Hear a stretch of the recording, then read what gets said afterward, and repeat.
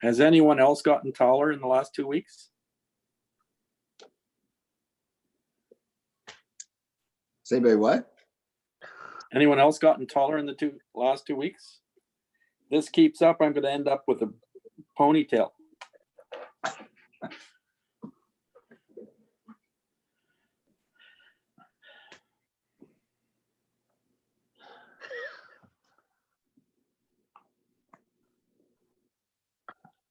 $6.58.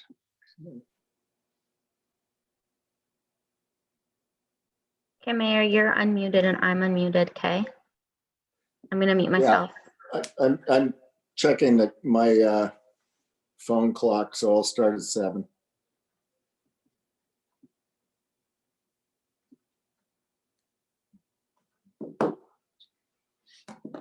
We're never this punctual. We're usually very punctual.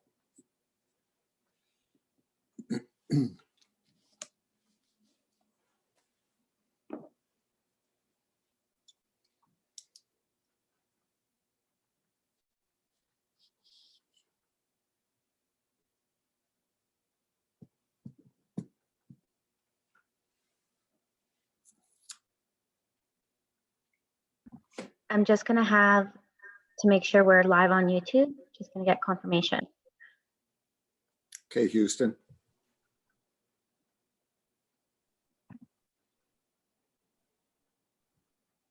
Just confirm and then I'll roll.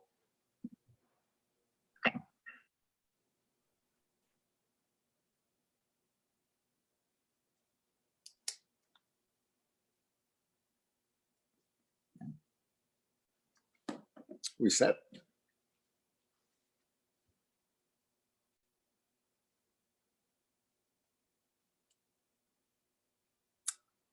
We live, Catalina?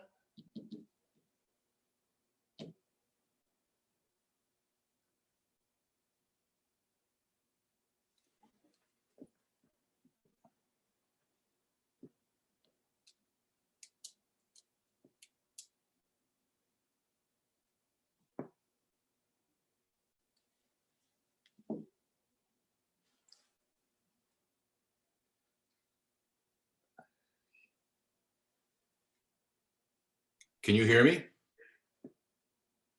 Yeah, we're just waiting for Catalina. Okay, thank you.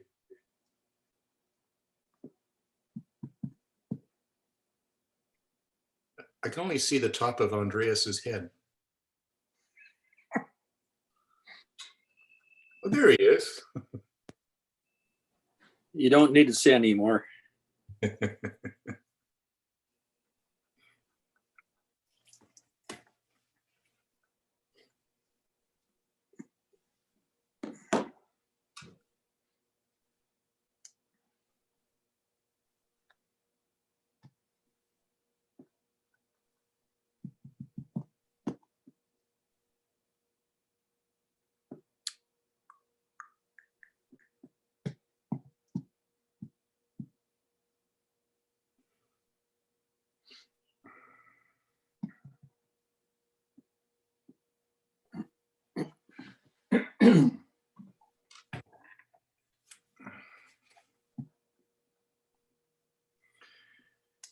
Jamie, no flooding issues? Everybody's muted. Okay. I saw Jamie.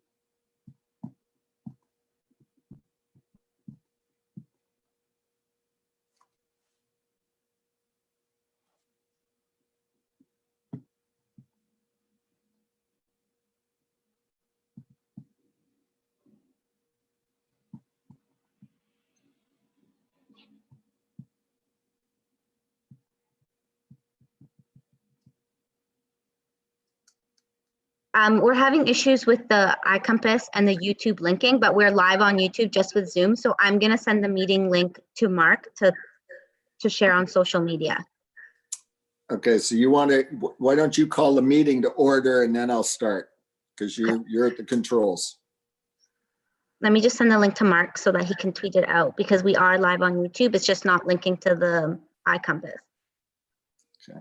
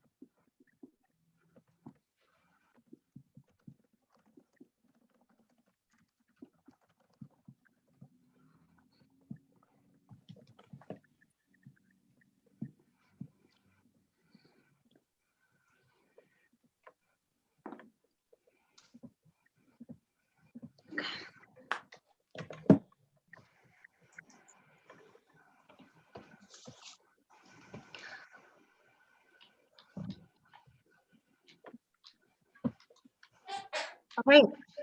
I'd like to call this meeting to order, please. Thank you, Madam Clerk. We'll begin this meeting of council by acknowledging that the County of Prince Edward is on traditional land that has been inhabited by Indigenous peoples from the beginning. We thank all the generations of people who've taken care of this land for thousands of years. We recognize and deeply appreciate their historic connection to this land. Today, the County of Prince Edward is still home to many First Nations and Métis people, and we are grateful to have an opportunity to meet here, work, and to continue stewardship of this land. I'd like to welcome all the guests, as a word, joining us electronically for this meeting of council. This is our first electronic council meeting, and I'd like to thank you all for tuning in. As this is the first electronic meeting, please bear with us. Tonight's agenda lists all the items before council for consideration. The recommended motions on tonight's agenda are shown in boldface. Copies of the agenda have been posted on the municipal website. This meeting is being live streamed, and any participation in the meeting proceedings will become part of the public record. The recording from the meeting will be published on the county's website immediately and can be viewed by selecting the streaming tab on the county's homepage at thecounty.ca. Under agenda item 8, I would normally be asking for comments from the audience. Members of the public who wish to provide comments at future meetings can do so by contacting clerks@pecounty.on.ca to register. The maximum time allotted for comments is 30 minutes. That said, we had no registrants for comments from the audience, so there will be nothing under that agenda item. We also have one deputation, and when the deputants speak, please state your full name and address your comments to the chair. or the camera. Following your deputation, there may be questions from members of council. Agenda item 10 contains the report of the Committee of the Whole meetings of March 5th, March 10th, March 12th, and March 17th, 2020. The Committee of the Whole report will be approved by a single motion unless an item is pulled by a member of council for a separate discussion and vote. If an item is pulled for discussion, it can be approved, amended, deferred, or otherwise changed by council. Bylaws listed on this agenda provide the full force of law to decisions of council. And any matter decided today by either resolution or bylaw is final and cannot be revisited by council until 4 regular meetings have expired without a 2/3 majority vote. In terms of housekeeping, if everyone could mute or turn off their cell phones, that would be appropriate as we try to proceed without interruption. So that moves us to item number 3, confirmation of agenda, and this is a St. Jean Forester motion. And the motion reads that the agenda for the council meeting of April 15th, 2020 be confirmed. All those in favor, please show your hands. Thank you. That carries. Moves us to item number 4, disclosure of pecuniary interest in the general nature thereof. Does anybody have anything they would like to declare? Councillor Forester. Thank you, Mr. Mayor. I have a pecuniary interest on item 9.3. I'm an owner of a cottage campground resort. Okay, thank you. Anybody else? I'll just flip screens here. Councillor Harper. Yes, I too have a conflict with item 9.3 as I own several STAs. Okay, so you will both excuse yourself from the meeting when that item comes up. Okay. Moves us to item number 5, announcements. Does anybody have anything they would like to state or announce? My hand is flipping screen. That's what you see. There are a couple of things I'd like to say, if you could bear with me. In these very uncertain times, and as the COVID pandemic continues to evolve, I'd like to take a minute to recognize our county employees and our community frontline workers who are working around the clock to provide essential services and keep county residents safe and secure. For whether it's the dedicated staff at the health unit, to nurses, personal support workers, first responders, grocery store clerks, farmers, and those working in maintenance and cleaning service, to those protecting our drinking water and ensuring garbage and recycling is picked up. I want to express thanks and appreciation to every one of you. I know we're all making difficult choices during this very trying time, but they're all for the greater good of the community. So thank you all very much. Now we'll move to item number 6, which is the adoption of minutes. And we'll move to item 6.1. And this is a Maynard Bolick motion that the council minutes from the special meeting held on March 5th, 2020 be adopted as presented. Any questions or comments? Okay, all those in favor? And that carries. Moving to 6.2, which is a Prinz and Hirsch motion that the council minutes from the special public meeting held on March 10th, 2020 be adopted as presented. Any questions? All those in favor? Okay, and that carries. Item 6.3, a Harper Bailey motion that the council minutes from the meeting held on March 10th, 2020 be adopted as presented. Any comments about those? Okay, seeing none, all those in favor, please raise your hand. And that carries. Moving to item 6.4, a McMahon-Margetson motion that the council minutes from the special meeting held on March 17th, 2020 be adopted as presented. Any questions about those? No? Okay, all those in favor? And that carries. Moves us to item number 7, a deputation from Jessica Schnur and Natalie Schnur, Bright House Farm, to address council regarding an official plan and zoning bylaw amendment application at 1244 County Road 2, Bright House Farms. Madam Clerk, I guess you're going to patch. Oh, there's Ray.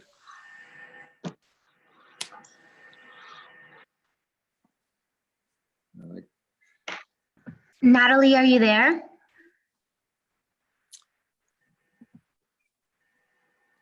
Oh, there they are. Okay, welcome, Ray. Hello. And Natalie and Jessica. You're you have the floor and you've got 10 minutes, but welcome. This is a first for us. Stay where you are after the deputation because there may be questions from members of council. Absolutely, no Go problem. ahead.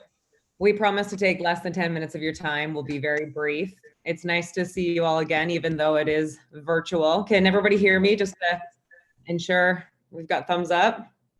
Very good, awesome. So just as a reminder, I'm Natalie. This is my sister Jessica. We're the owners of the Bright House. Since our last February council meeting, we reached out to those of you who raised questions, specific questions to ensure that they were fully addressed. We then compiled all your comments and then addressed them in these upcoming slides. I think most of you have probably seen that document. It was set out a couple of weeks ago, just after the last meeting. So you may or may not be familiar with it. So with that in mind, we'll just briefly reiterate the points. And at the end of the presentation, if you have anything that needs to be clarified, you can just let us know. We'll turn it over to you then. So if you have that in front of you, I'm just looking over on my other computer screen here. You should be looking at page 29. So that starts with our journey. And so this is just to touch on our journey commencing in June of 2018, where we worked with the county to finesse our plans to conform to county needs and policies. And that included the 14 technical studies. Swiftly moving on to page 30. Now, this is an overview of the components of our proposed business. First and foremost is, of course, farming, which includes wildflowers, berries, and vegetables. The remaining farmland will continue to be cash crops, and that is farmed by our neighbor, Nathan Krantz. Next, we plan to curate farm-to-table baskets for our visitors. And this is meant to enhance their authentic experience of the county and divert their spending to the local economy. And then moving on to the barn. The barn will be restored and converted to a produce outlet and venue. And then lastly, back in the clearing in the woods, we'll build eco-friendly, sustainable cabins where guests can experience a rural farm stay. So swiftly again, moving on to page 31. Now this slide is simply meant to address our intent to farm. And perhaps we didn't fully address that in the February meeting. However, we grew up on a farm. We come from a long line of farmers, and I opened up a pumpkin patch to make my way through college. So yes, our first and foremost intent is to farm this property as well. Our on-farm diversified uses equal 1.2% of the property, which falls well below the 2% permitted by the bylaw. And in the accommodation area, the new builds only equate to 0.2 of the 8 acres. And I will move on to page 34. So in terms of noise, Cambium, which is the engineering consultant, they put the venue through much more stringent noise tests than the county's requirements, just to ensure that we mitigate any issues with the neighbors. And luckily we came in exponentially lower than that required. We did this to avoid problems that other venues have faced, which I guess takes us to our next slide. So if you move on to the next slide, which for you is page 35, you'll see here that 100-acre wood was something that was discussed in the last meeting in February. So we put together this diagram, which is a bird's eye view of the property. Our property, which is on top, compared to 100-acre wood, which is at the bottom. And as you can see here, 100 Acre Wood has many neighbors in the near vicinity, whereas on the top there, we do not, which is a big part of the reason why this property was so attractive to us and we selected it for this endeavor. So the land surrounding our property, you can see here, is either owned by ourselves or a neighboring farmer who is in support of the project. So moving on to page 36. In terms of public consultation, so we invited our neighbors within about 2,500 meter radius, and not just the 120 meters that is required by the county. This was actually a great way for us to get to know our lovely neighbors, and 70% of the households attended and gave verbal support. So that was great. Moving on to page 37. There was a question raised about parking spaces, which is actually a fixed formula prescribed by the bylaw, and that's how we came up with our numbers. And then to preserve the sight lines, the venue parking will actually be buffered by landscaping at the front there. Perfect. All right, page 38. Our accommodation. So this is meant to be rustic and minimal, not a resort in any way, no conference center, no spa facilities, no restaurant. It's intended to be an escape and a place to disconnect. All right, page 39. Oh yes, in terms of the environmentally protected area that's on our property, it surrounds the 8-acre clearing in the visual that you see there. We did an extensive environmental study, and it concluded that there were no negative aggregate impacts expected, and that was determined by an environmental engineer from Greer Galloway. Okay, so hopefully you timed me. I think that was under 2 minutes. That wraps up the overview of our plans. So I don't know if we should turn it over to county staff, or if you have any questions for us, please let us know. Otherwise, thank you for your virtual time today, and hope everybody's staying safe. Okay, thanks very much. I'll ask if any members of council have any questions. I've got to flip between screens here, so if you could keep your hand up, that would be helpful. Any questions from members of council? Councillor Roberts. Thank you. Jessica and Natalie, I'm pretty impressed with this. I've been impressed with you from the beginning. You've been innovative, you've been really thorough. You've also been patient, you've been responsive. So I'm looking forward to item 9.1 on our agenda, but I think given that what the kind of council meeting we're having right now, I think I would be interested in how this pandemic has impacted your plans going forward. Well, I mean, of course, we've been following very closely with the pandemic, and obviously we are customer facing, so that is a big issue for us. But we're kind of proceeding as though nothing is impacting our business at the time. We've been following the news, and we think that by everybody following, Trudeau's, I guess, rules and governing to stay home and flatten the curve, I think by the time that we're actually ready and up and running, that hopefully things will be just as normal as they were. So we're just moving ahead as though this isn't going to impact us at all. But with that being said, of course, we're keeping our, we're keeping our ears to the ground and making sure that we're making decisions that are responsible and safe and positive. But at this point, we're hoping as though this won't affect us by the time that we are actually ready to open up and running. Okay.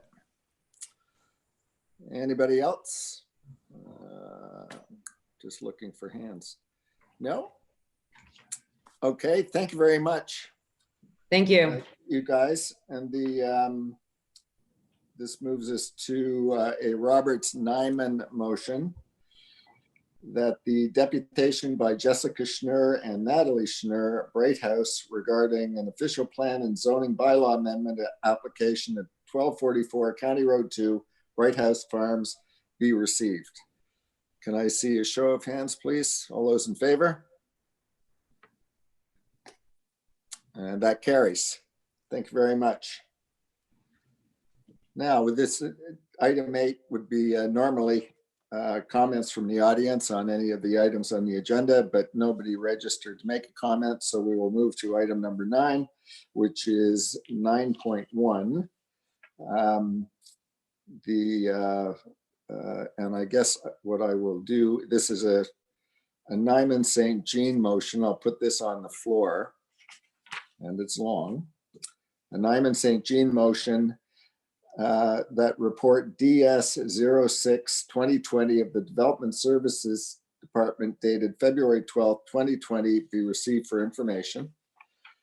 2, that report DS-32-2020 of the Development Services dated March 18th, 2020 regarding official plan amendment number OPA 7-2019, OPA number 82, and zoning bylaw amendment file number Z67-19 be received.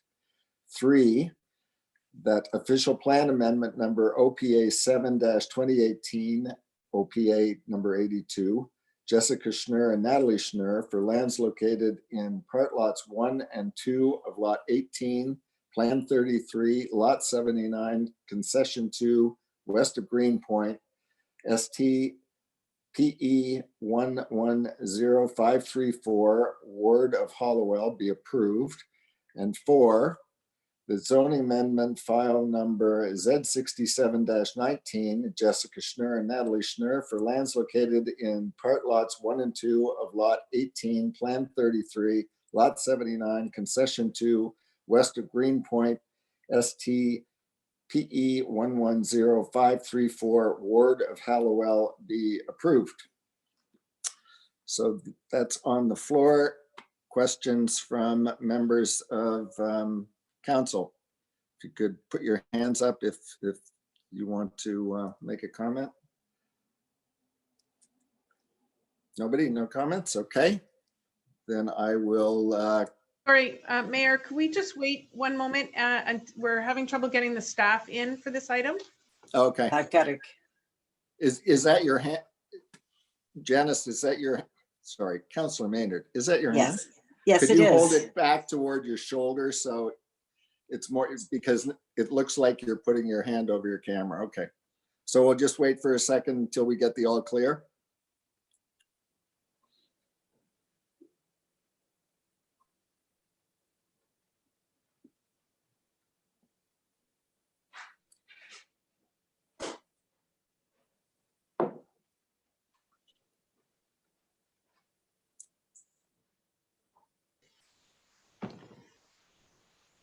Okay, Mayor, I believe we have staff on the call now, so you Right can. here? Okay. Yeah. All right, Councillor Maynard. Thank you, Your Worship. Hello, Paul. Or I guess up through Mercy, but whatever. So this is what we're doing is is a zoning and an official plan amendment. And what we have before us is a conceptual site plan. I just want some confirmation that any, potential concerns or further work that needs to be done on water supply or distancing from the EP areas will come before us at a site plan at a later date. Through the mayor to council, that's correct. That can you hear me okay, Janice Menard? Yes, I can. So you are correct that there will be a subsequent site plan application, and you'll perhaps recall or notice in the zoning bylaw amendment that there are 2 holding provisions, an H1 and an H2, and so that's to allow for a phase site plan control approval. So there'll be 2 site plans essentially coming forward, or 1 site plan with amendment to the first one to expand it into the second area. So the first site plan will apply to the farm precinct in the north, and then subsequent to that, you'll see site plan approval report coming forward for a site plan in the accommodation precinct in the south, so precinct number 2. Okay. Thank you. Anybody else? Questions, comments? Seeing none. Okay, I'll call the vote. And Madam Clerk, we're going through recorded votes for all of these. That's correct. Mayor Ferguson, so I will start. Okay, Councillor Hirsch, in favor or not in favor? You have to unmute him. whoops, In sorry. favor. In favor. Councillor McNaughton, In favor. Councillor Margetson, In favor of. Councillor Maynard, In favor of. Councillor McMahon, In favor of. Councillor Nyman, In favor of. Councillor Prinsloo, In favor of. Councillor Roberts, In favor? Councillor St. Jean, In favor of. Councillor Bailey, In favor. Councillor Bolick, In favor of. Councillor Forrester, In favor. Councillor Harper, In favor. and that carries. Congratulations, ladies. Congratulations, Ray. Thank you. Thank you very much. Thank you very Thank much. you so much. Thanks for your time. Stay safe, everyone. Thank you.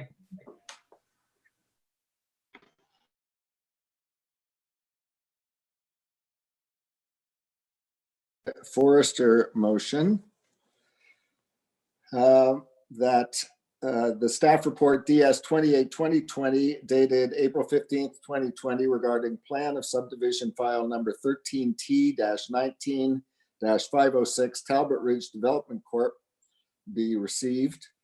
2, that the lands located at Part Lot A, Concession 1, Northwest Carrying Place, NWCP, Part 4, Picton, subdivision file number 13T-19-506. The development is proposed by Talbot Ridge Development Corp.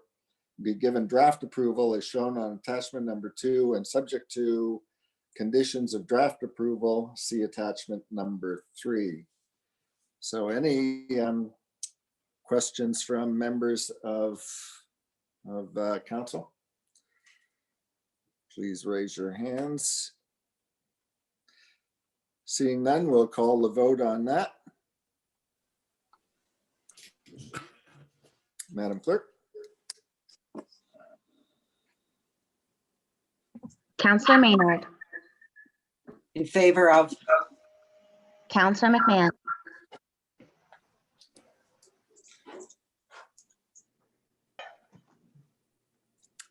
Coun- Is he muted? No, but he's lost us. Just repeat, Catalina. Councillor McMahon, In favor of. Councillor Nyman, In favor. Councillor Prinsloo, In favor. Councillor Roberts, In favor? Councillor St. Jean, In favor. Councillor Bailey, In favor. Councillor Bolick, In favor of. Councillor Forrester, In favor of. Councillor Harper, In favor of. Councillor McNaughton, In favor of. Councillor Margetson, In favor of. and that carries unanimously. Thank you. Moves us to item 9.3, which is a Prinsloo McNaughton motion. Report of the Community Services Programs and Initiatives Department dated April 15, 2020 regarding a municipal accommodation tax. 1, the council receives report number CDD 23-2020 for information. 2, the council approves the municipal accommodation tax bylaw. Number 3, that staff bring back a report to council to enact the municipal accommodation tax bylaw at a later date, providing a minimum of 90 days public notice. And 4, that staff continue with plans to conduct industry and public consultation regarding the allocation of MAT funds. I'd just like to say something up front about this. If I may, I certainly want to hear what everybody in council has to say, but these are extraordinary times for everyone, particularly our tourism related businesses, and especially our accommodators. So although I'm very supportive of this tax, I've talked about it for a long time. I don't agree with the bylaw now when so many of these businesses and the traveling public they will be hosting have been so significantly affected by the pandemic. We've had to take extraordinary measures during this time, including asking for our accommodators' support to cancel reservations and telling the public to stay away, and asking many of those same people to assist with specialized housing needs as they may take place, during the course of this. So as I say, I want to hear the thoughts of others, but what I would like to see come out of this is a deferral of this matter until the end of 2020 with implementation sometime in 2021.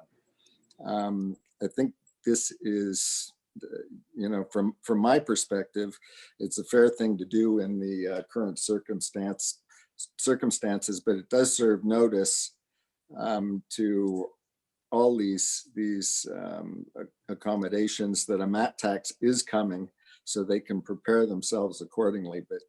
But I'd like to hear what everybody else has to say, whether you agree or you don't agree. So anybody have a comment, please, if you could raise your hand so we can see.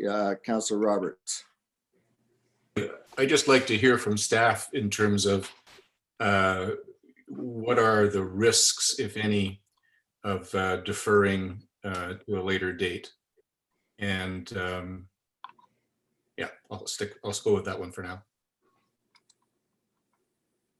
Todd, do you want to answer that? To the mayor, to Councillor Roberts, I guess the risk of deferring the entire process would mean that we wouldn't be able to go out and negotiate with any of the platforms that would be collecting the tax in the future. They require a bylaw in place in order to do that. We're not asking to implement or enact the bylaw. We are asking to pass the bylaw and hold the enactment date to a date at some point in the future. That would require a report to council and then 90 days notice to the operators. And we didn't set a specific timeline on that date because we are confident that September or January or next, at any point until we're into full recovery, would we want to bring something like that forward. But we brought the report forward because it would allow us to do some of the other work that's necessary for the implementation of the tax when the time is appropriate. So, that's my comment. Okay. Supplementary? Follow up? Yes. Yep. So the staff recommendation isn't necessarily a deferral. It's the passing of the MAT with a to be determined implementation. Is that correct? That is correct, yes. Okay, good. Councillor Margetson. Just want to say that I concur with the staff recommendation. Okay. Anybody else want to weigh in on this? Councillor McMahon. Concur with the staff recommendation, and it allows that 90 days that's been put in there. It allows the consultation that a lot of people felt they weren't getting when the MAT tax was first brought to council. So I think that opens it up where we can consult with the people who are impacted by it all. So yeah, I'm in favor of it, and I think the 90-day add-on is a good idea. So, Councillor Maynard. Thank you, Your Worship. I'm in agreement with the staff report because I view this as effectively allowing some work to continue in the background, but actually deferring the implementation date to a into the future. So I support the staff recommendation. Okay.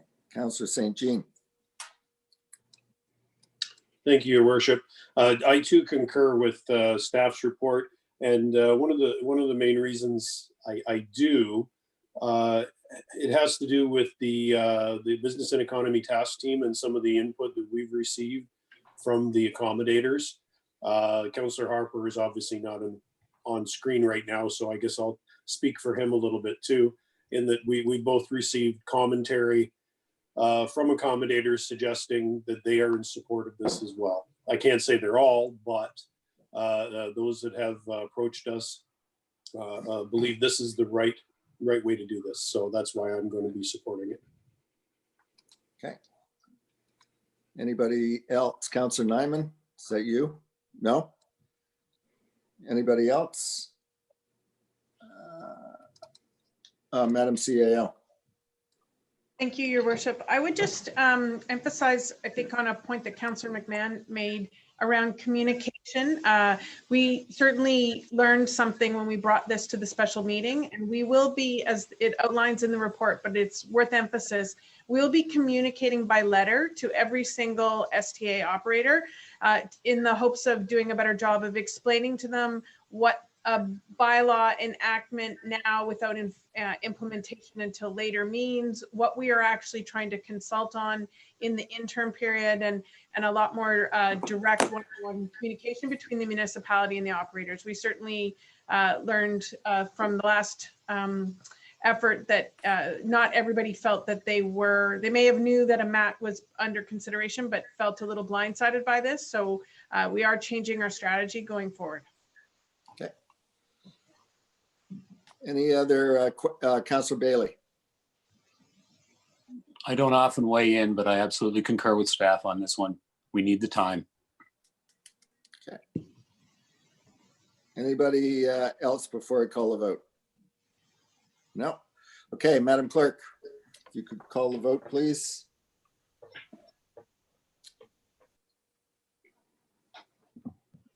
Councillor Hirsch, In favor? Councillor McNaughton, In favor? Councillor Margetson, In favor of. Councillor Maynard, In favor of. Councillor McMahon, In favor of. Councillor Nyman, In favor of? Councillor Prinzen, In favor of? Councillor Roberts, In favor? Councillor St. Jean, In favor. Councillor Bailey, In favor. Councillor Bolick, In favor. and that carries. Okay, thank you.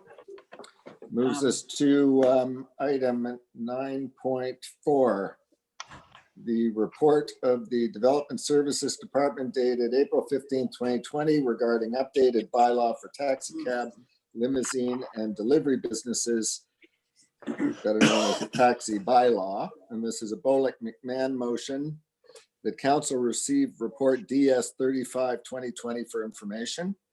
2, the council approve and enact the new bylaw to regulate and govern taxi cab, limousine businesses, and delivery businesses regularly used for hire, their own owners and operators in the county of Prince Edward. So any questions or comments about this item? Councillor Roberts. Staff, I'm generally supportive of the staff recommendation. I'm just wondering what sort of thinking we've done to date with regard to Uber being or platforms like Uber being other transportation options for the county. Generally speaking, Uber is less expensive. The rating system involved is a little bit more rigorous when it comes to the quality of the transportation experience. And you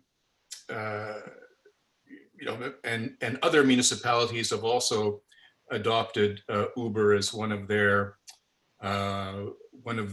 alternatives or options for residents and visitors. So I just want to know, where are we, if anywhere, on that consideration? And I'd like to put that to staff. Thank you. Okay, thank you. Madam CAO, who would you like to Andy, respond to this? I don't know if it's been your department that's been in conversation with Uber and others, but I do know in the past we have had this conversation internally about those platforms are not interested in us because we do not have the volume to make it work for them. So I think we can continue the conversation, but they haven't, it's not that they're not allowed here, they just haven't seen the market for it. Yeah. Okay, anybody, any other questions? Councillor Nyman. Thank you, Mr. Mayor. I was just wondering, so we got the taxis and limousines and delivery services, but there's a lot of people who supply wine tours out there that's not covered under this bylaw. So, and some of the people are I guess, private citizens doing it on their own. How do we capture that? Are they under the same safety measures as the taxi cabs or limousines? They have to get their cars checked. And how do we capture those? Okay, I see Andy Harrison's hand up. Okay, through you, Mr. Mayor. Those people are required to have a limousine license if they are doing the wine tours. So we catch them as we can. And through complaints, we do track the odd one down. We do have over 40 limousine companies licensed here in the county with and less than 20 taxi cabs. Okay. Thank All you. right. Okay, Councillor McNaughton. I don't know if Councillor Nyman had a follow-up. Did he? I No, heard he him say didn't. something. Okay. No, I can see him. So I think it's I think we do need an updated bylaw, but I have concerns about the fee schedule or the rate schedule because it doesn't seem representative of the math that was included in the report, sort of proposing or looking at other areas where there was sort of a base rate of around $4 and then a further charge per kilometer of $1.70 to $1.90, somewhere in there. Because within the town limits, and I'm about to get a cat, sorry. This was bound to happen at some point. That's bingo for someone out there. He'll be back. Now that he knows that there are allergic people in the room. So so when I sort of looked at the kilometers represented in Picton, it's pretty small town. And based on the numbers cited in the other cities and small and larger towns, larger towns should have a slightly more expensive rate because of the time it takes, the longer duration to get from place to place. Our town is only a couple of kilometers and I pretty much live as far sort of at one corner of town. And the farthest spot in town from where I live is only about 2 kilometers away. So based on the formula that Andy looked at in other areas, it would only be about an $8 ride maximum to get anywhere in town. So I sort of would like to have that reviewed again and have it looked at to make sure that it is a fair rate and that the whole schedule is fair. I think it's pretty much across the board a little bit too high. I do believe a bump is required, but I think the bump that we're seeing here is excessive.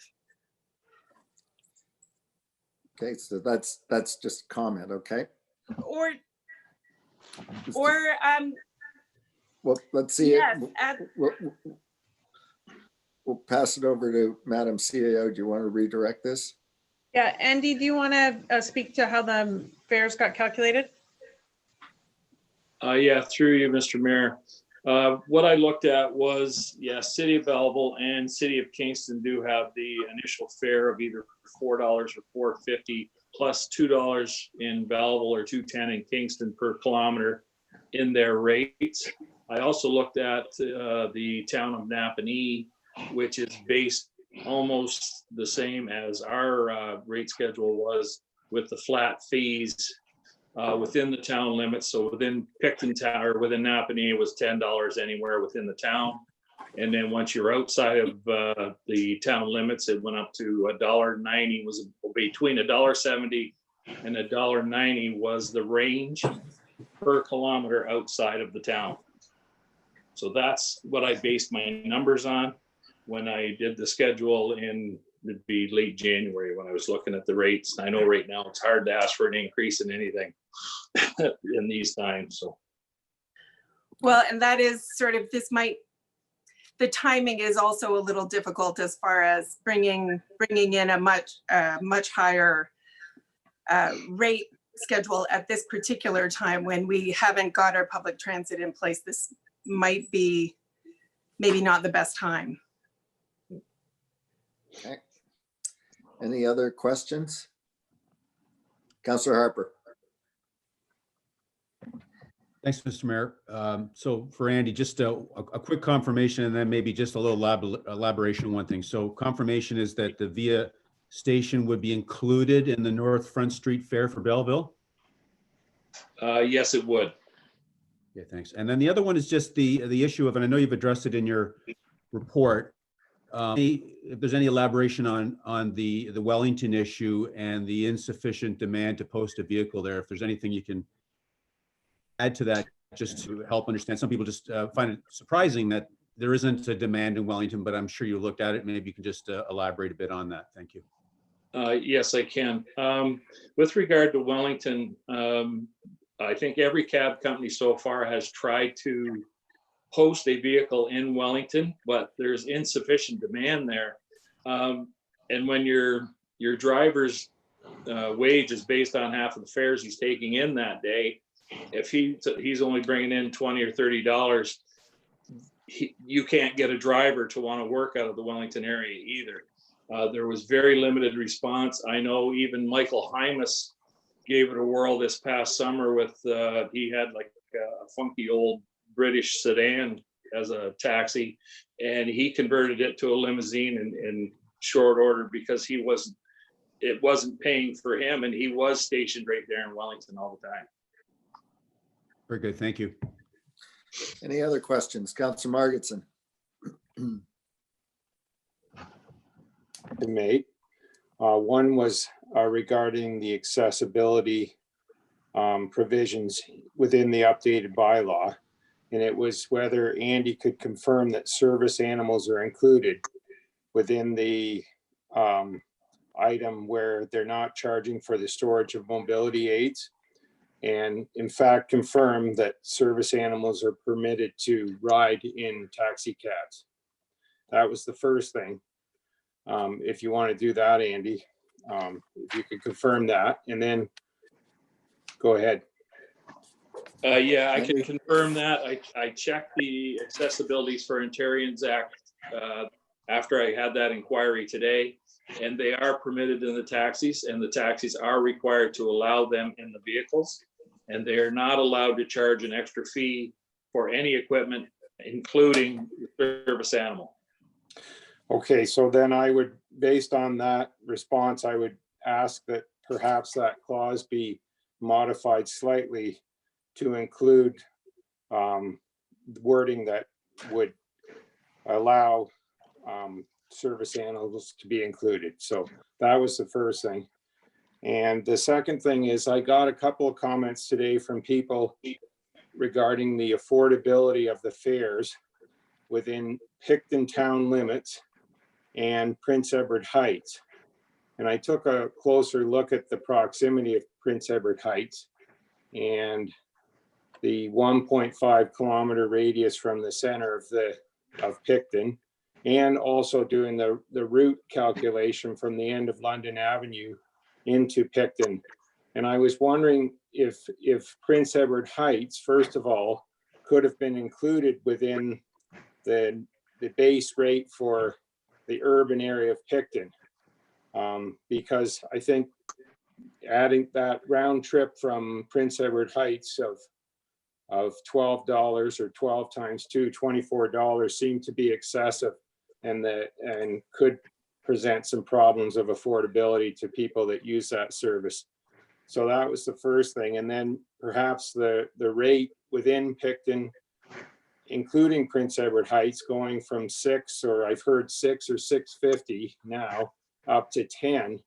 Maybe that could be tempered somewhat because of, if you look at the distances in Picton with a $4 base rate and a $2 per kilometer, $10 on every ride in Picton might be excessive for some people who need that service. So I'm wondering if the rate structure within the urban area should be looked into further with some feedback, more feedback from the community. And that's my comment and my question. Thank you. Okay, thank you. Any other questions? Councillor Maynard. Thank you, Your Worship. Well, I would suggest at this time, we've had a few questions. Is it possible to defer this, to have this reworked a little? And I will say from the rural perspective, that the chances of anybody now taking a taxi from the outer rural limits anywhere in the county are slim to nil, especially to bring their business or anything they want to do to Picton. And I just think that maybe considering, and especially considering the time we're in, that maybe a more gradual increase. And if this is based, I mean, really time is money for them. So, I mean, you can certainly at 80 kilometers an hour get, do a kilometer a lot quicker than you can in downtown Belleville at 2 kilometers an hour. So, maybe it just needs another second look. I'm not opposed to an increase, but I just think that this is a little drastic at this time. So are you putting a motion forward or?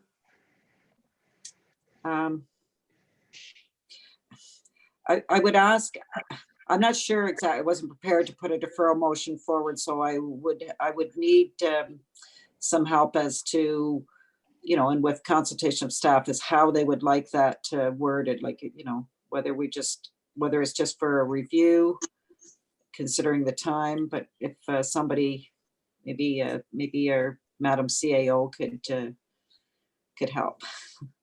Well, Councillor Margetson had a similar concern about some of the charges. But let's see what Madam CAO has to say. We can certainly do a lot of different things. You could provide some direction to us. You could pass it in principle and provide direction that I could approve then later a revised fee schedule, or you could defer the whole matter and we could bring it back to council at a later date. I think there was a couple of other councillors who wanted to weigh in. Maybe they have some advice around the best way to do this, but we could do it either way. Okay, well, let's see what others have to say. Councillor Roberts. My preference would be to provide direction to staff and leave it with the CAO. We lost you. We've lost you. Can you go back? Just repeat some of that. Can you hear me? Yeah. My preference would be to not go the route of a deferral. My understanding is that our taxi operators have not had a proper rate increase since, I stand to be corrected, but I think it's since 2006. That's a pretty long time. And so I would prefer the route of providing direction to staff and not a deferral, and letting the CAO make the final determination, bearing in mind the reservations and concerns expressed at council tonight. Any other questions? Seeing that. Hang on. Sorry, is that? Councillor Margetson? Yes, thank you. My preference would be not to defer as well. I think the spirit of the update is there, and I support that we may need to amend the fees, but I wanted to recognize some of the issues that were brought forward to me today. And I've communicated those to Madam CAO, and I think we're in a position that we could review those.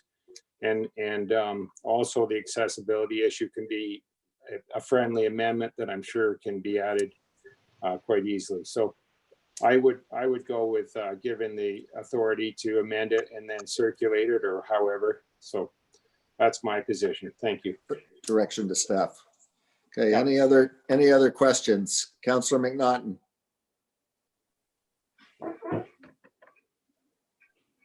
Councillor McNaughton.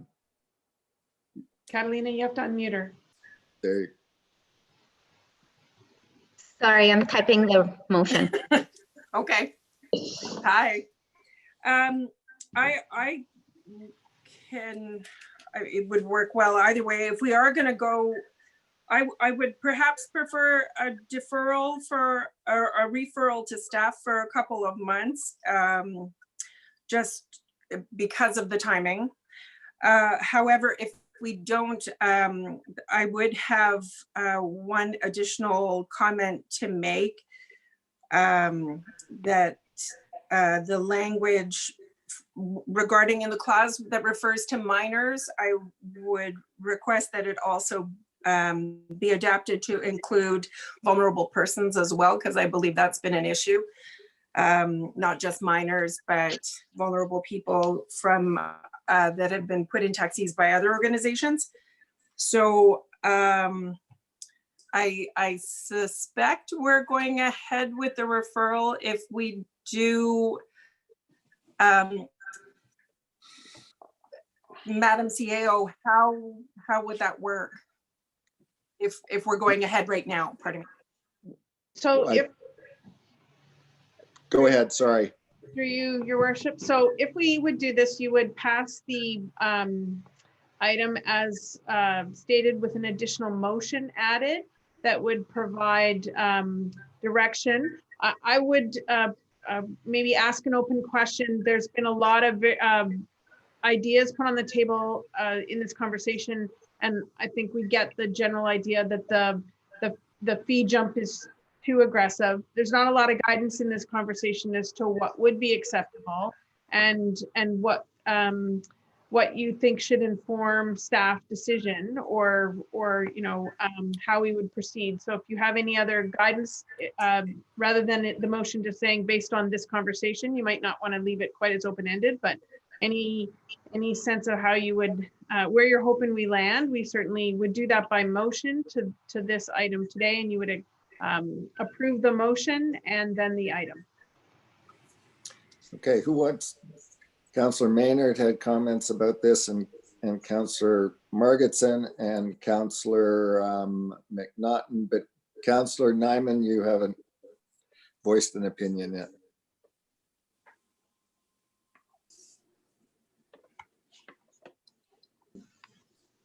Unmute him.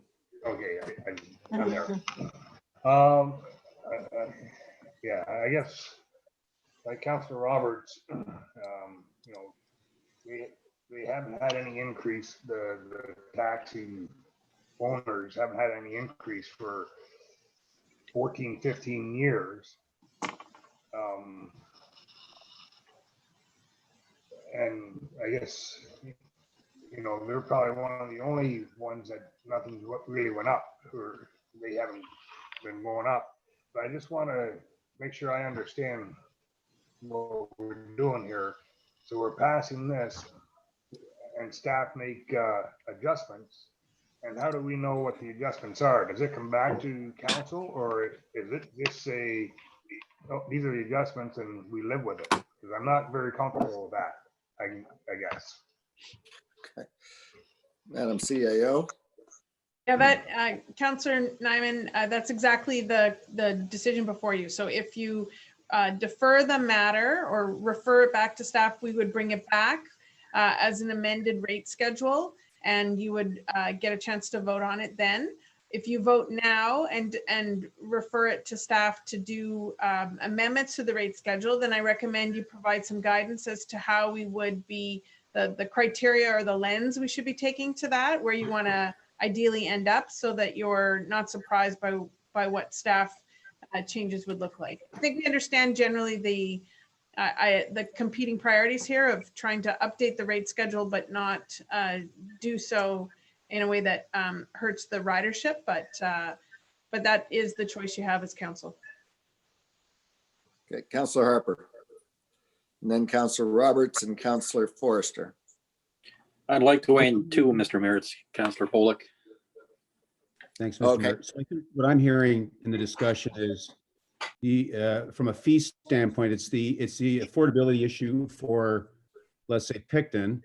And if I understand right, a lot of the vast majority of people who use the service are perhaps of a lower income and or seniors. So I think there's some good legitimate points being made about that. But as we've all discussed and heard, they haven't had a raise for 14 years, and that cost that they need is really probably the longer trips when they have to drive from Picton to another place and then somewhere. So to me, the out of town, although it is expensive, it starts to reflect the reality of what it costs to have the service and to pay these guys and ladies properly. So I would be in favor of leaving it as is for the call it the rural trips, but that we need to review what's going on in Picton to just make sure the affordability issue is well in hand.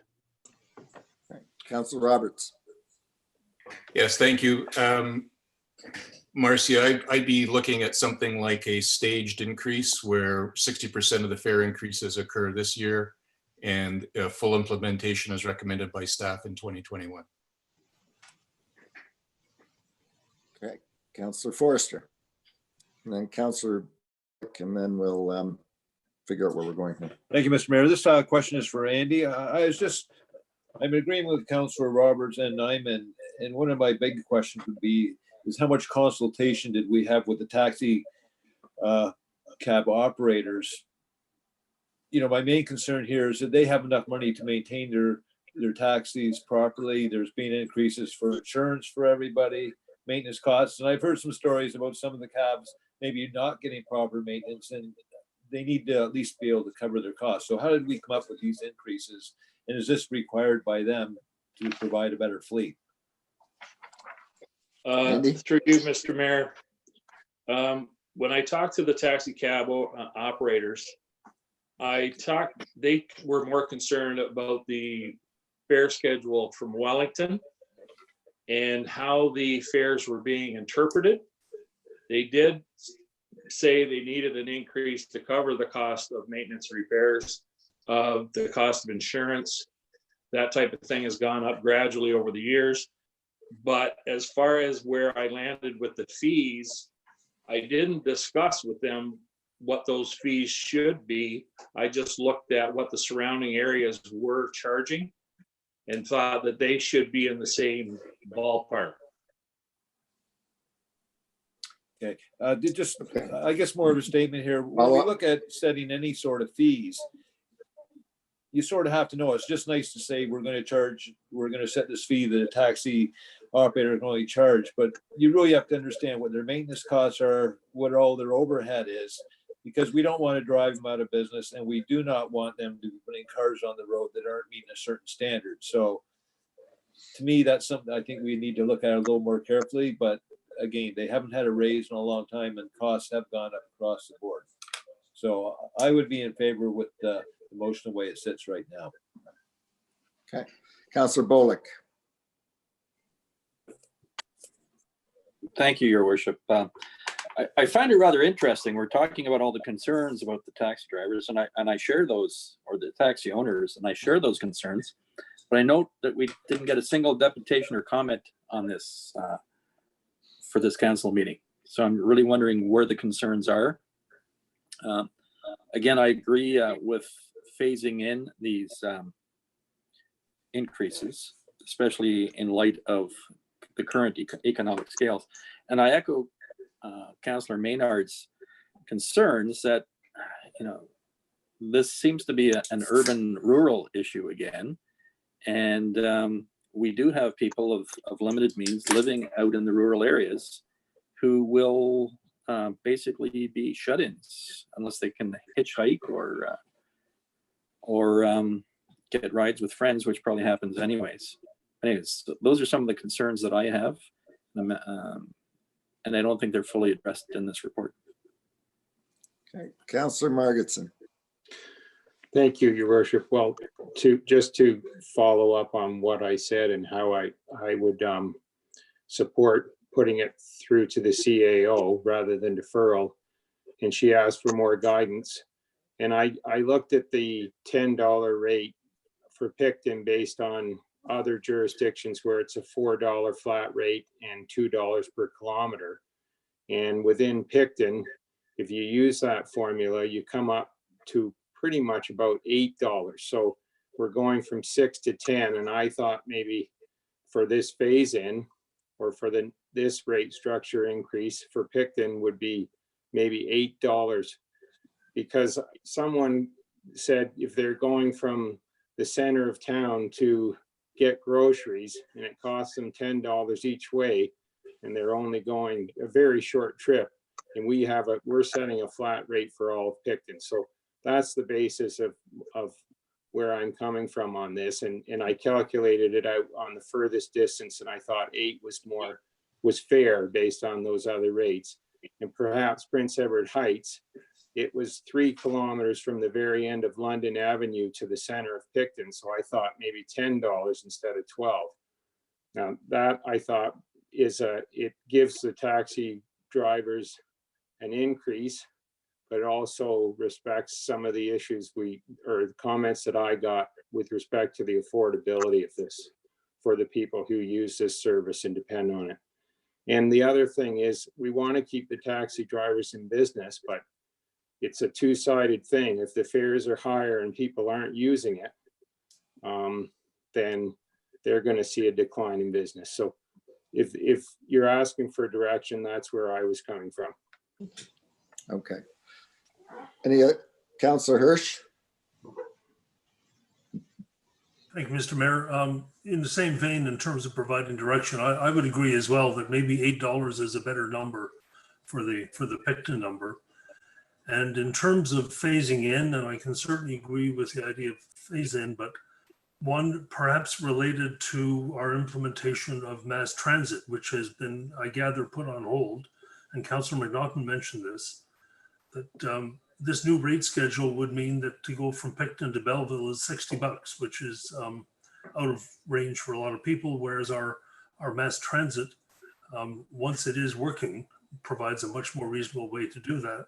And I guess that's not likely going to happen until after the COVID-19 crisis is resolved, and we don't know when that is. So I would like to think that some of the longer distance items, the areas where the mass transit plan will eventually provide an alternative, be candidates for that phase-in concept. Thank you. Okay, what I'm Councillor Maynard, and then we're going to make a decision here.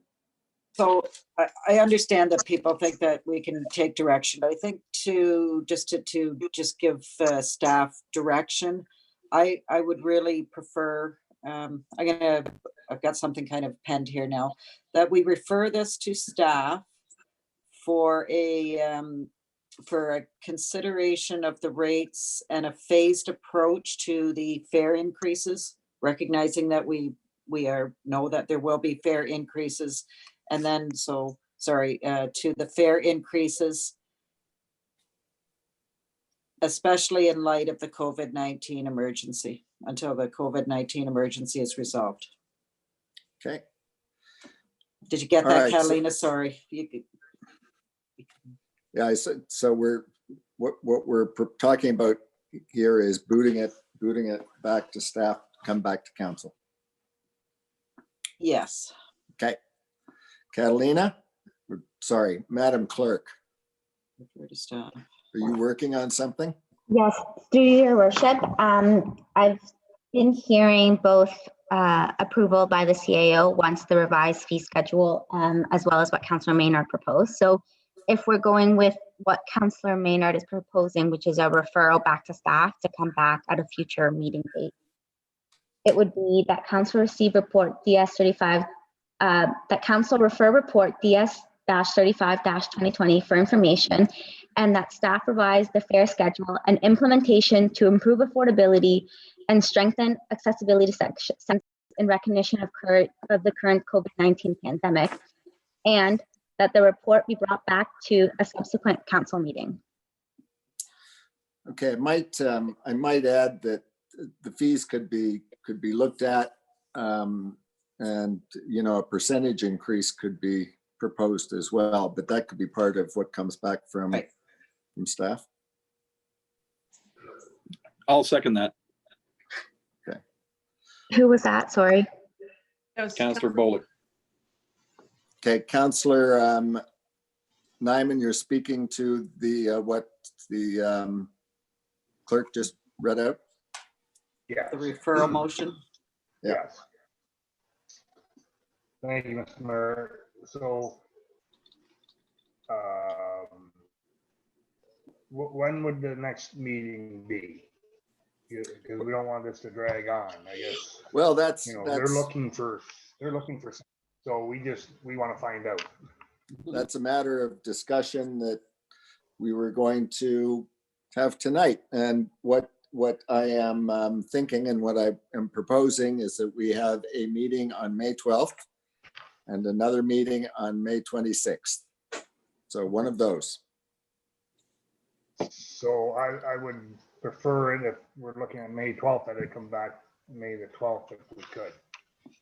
Okay, well, let's ask Madam CAO if that's doable. Yes, that would be doable. I think the question though is to take a vote on the referral because different councillors had different ideas. So if the referral stands, then we will commit to May 12th. And if it doesn't, then we can revisit expectations on timing. Okay, just as part of that that referral motion, I would like that as part of that report coming back on the 12th, the investigation of a percentage increase as well be looked at as part of that report. If that's okay with Councillor Maynard. Certainly. Okay. Councillor Roberts, speaking to the motion. Clarification. So the choice is to provide direction to staff or to refer back to staff. Is that correct? Yes, this is, yeah, correct. But because Councillor Maynard has put on the table the referral motion, that has to be voted on first. Right. And if that fails, then it's simply a direction to staff. I think that would be another vote because it's a different motion. Yeah. Okay.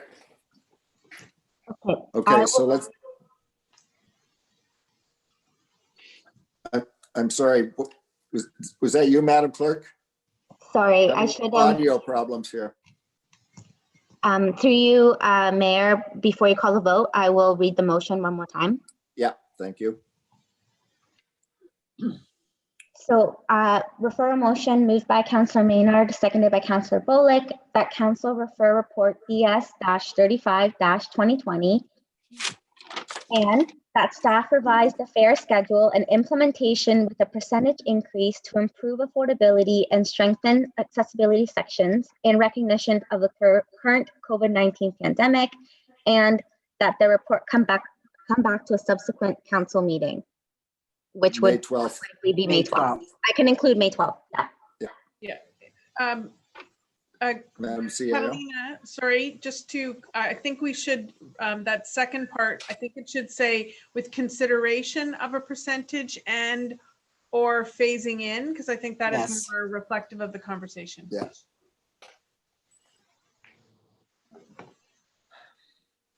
Okay. Do you want to go through that one more time, Madam Clerk? No, that's. Are we okay? We're good. Okay, so we'll call a vote on this Councillor Maynard's motion. I will do a recorded vote. So Councillor Margetson. Oh, whoops. Sorry, I have to unmute you all one more time. In favor of. Councillor Maynard. In favor of. Counselor McMahon, In favor of. Counselor Nyman, Counselor Nyman's muted. unmute, there we go. One more time, Counselor Nyman, Opposed to.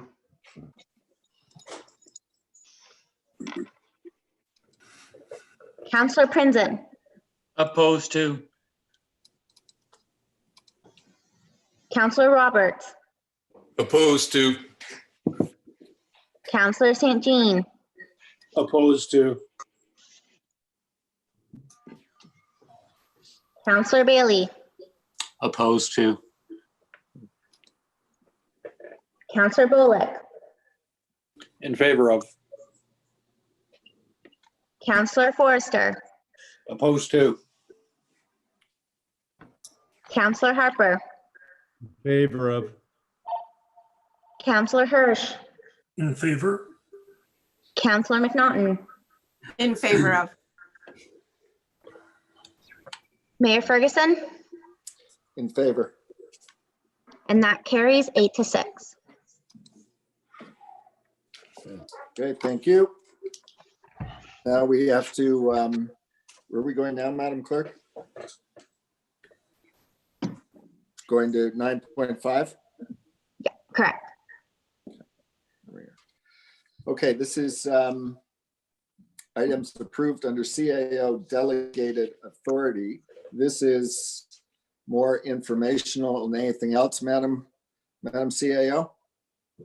Yes, that's correct. This is to give transparency to the items that I have exercised the CAO delegated authority for under the bylaws that were passed at our separated meeting that we held in the Picton Community Center in March. So this is a list of all of the places where I've exercised the authority since that authority was granted, and links to all the reports that were prepared by staff that informed those decisions. Okay, so this is for informational purposes. That's right. If anyone has any questions, I'm happy to answer Right. them, but that's what it's for. Okay. Are there any questions? Councillor Hirsch? Thank you, Mr. Mayor. In respect of the Roads Needs Assessment 2020 and Road Service Improvement Program, is it our thought that we will be able to do some, at least, of that program? I guess part of this question, I've addressed this, Madam, with the CAO by email. It depends on whether the paving companies intend to actually operate this summer. But if they do, I mean, that is an employment opportunity, and it seems to me we can get some work done, which our constituents say is a great time to do it since no one's driving around. So just wondering, is it part of the plan to actually try to proceed with that? I would have no doubt that the folks in the county would like roads done. Never forgot that for a moment. I have been in conversation with my colleagues in the other municipalities in Eastern Ontario, and I can say our position is very consistent with the others. We are moving forward with our capital road plan as was outlined in the 2020 budget. I've had conversations with our engineering and operations departments who will be working collaboratively on it, that were the authors of that report. And we are currently working out the timing of the work plan of the particular items. It is my expectation that most, if not all, of the plan as outlined before council will be built out this year as planned. We are managing cash flow and contracting availability options in terms of how we roll that out. And we hope to have more information available for the public to know which projects are beginning when, but yes, the plan is to continue to move forward with all of the capital projects outlined in that roads report. Excellent, thank you. Any other questions?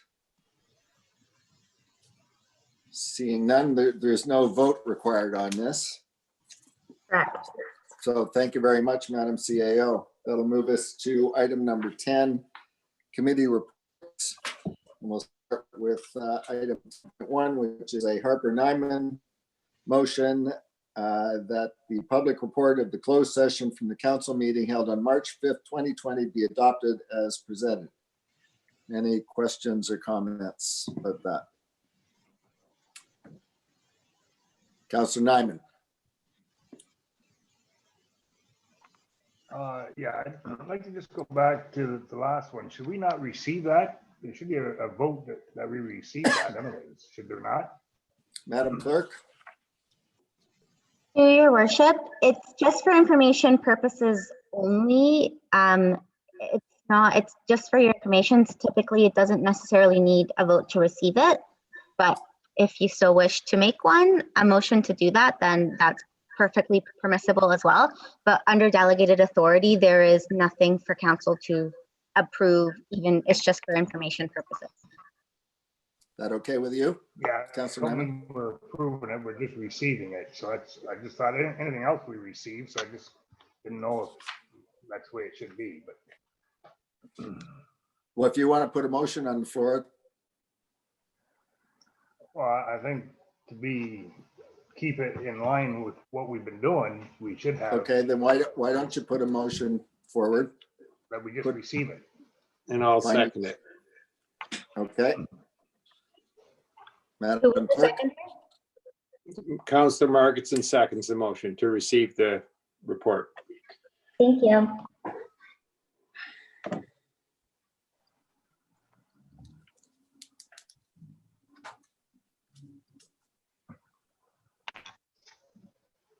Mayor, do you want to take the vote now? Yeah, sorry, I was assuming that that's what Madam Clerk was preparing for. I'm ready when you are. This Go one, ahead. show of hands, can it not? Because it's It a. can. Oh, we're gonna try something new. Okay. All right, show of hands, all those in favor. That carries. Thank you. So moves us to 10.1. Again, I'll go through it again. Harper Nyman motion that the public report of the closed session from the council meeting held on March 5th, 2020 be adopted as presented. So questions? Okay, seeing none. All those in favor? Matt, this is just show of hands. And that carries. Moves us to 10.2, a Roberts Maynard motion that the public report of the closed session council meeting held on March 10th, 2020 be adopted as presented. Questions? All those in favor? Just show of hands here. And that carries. 10.3. A McMahon Margetson motion that the report of the committee of the whole from the meeting held on March 12th, 2020 be adopted as presented. Questions? Okay, all those in favor? All right, that carries. To 10.4, a Councillor Hirsch motion with Councillor Bailey seconding. The public report of the closed session of the committee of the whole meeting held on March 12, 2020 be adopted as presented. Questions? No. All those in favor? And that carries. And the last one, 10.5, a Prince and Maynard motion that the public report of the closed session from the council meeting held on March 17th be adopted as presented. Any questions about this? All those in favor? And that carries too. Moves us to item number 11, bylaws for consideration. A Forrester McNaughton motion that the following bylaws be read a first, second, and third time and finally passed. 11.1.1, a bylaw to appoint bylaw enforcement officers for the corporation of the county of Prince Edward. 11.1.2, a bylaw to adopt an amendment to the official plan Bright House Farm, OPA 7-2019. 11.1.3, a bylaw to amend county comprehensive zoning bylaw number 1816-2006 as amended, Bright House Farm, Z67-19. 11.1.4, a bylaw to regulate and govern taxi cab limousine business. Oh, no, we're not passing this one, correct? Correct, Your Worship. Right, And right. also, if you could, Mayor, refrain from mentioning 11.1.5 as Councillor Forrester and Councillor Harper need to not vote for that bylaw, They have to leave the meeting temporarily. just for a second.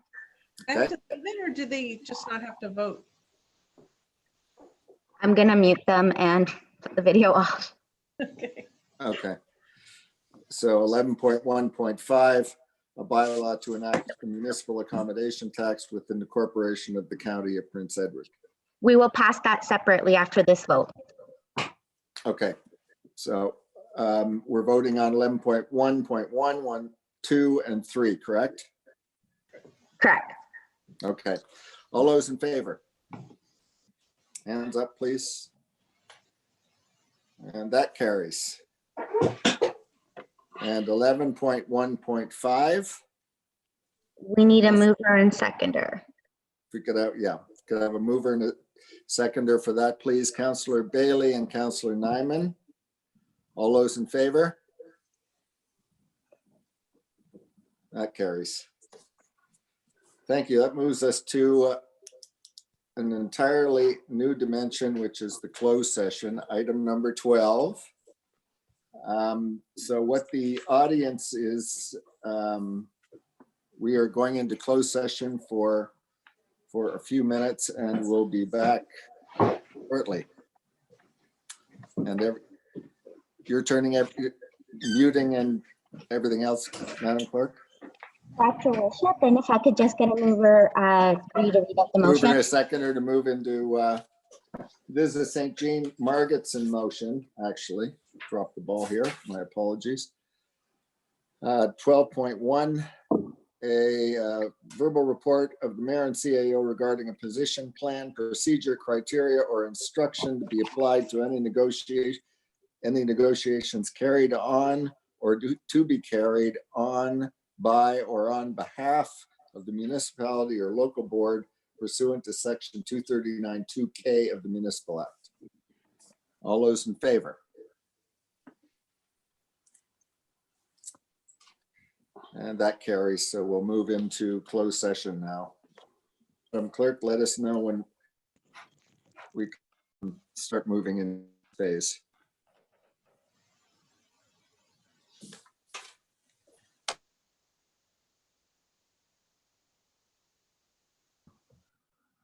Okay, everybody.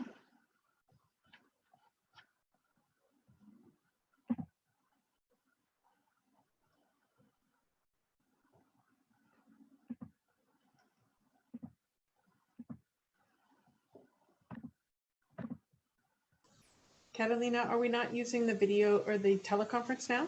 Yes, we are. Everybody, please mute yourselves if you haven't muted you already, and please call the confidential telephone line. We will be back as soon as we are done with closed. And everyone has to turn their own video off. Yeah.